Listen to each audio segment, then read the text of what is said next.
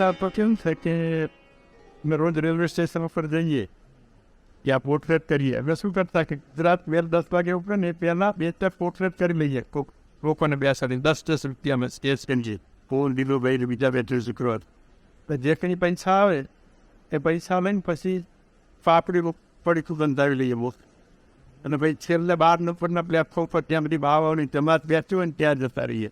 અને એ લોકોની વચ્ચે ત્યાં જ આખી રાત કાઢવાય. એ નાસ્તો એમની જોડે જ કરવાનો. અને બાવા અમને કોકને મોડલ તરીકે બે પછી તો એટલો બધો અમારે ઘરોબો થઈ ગયો. બાવાને એ લોકો જોડે રોજ અમારા માટે એ લોકો મોડલ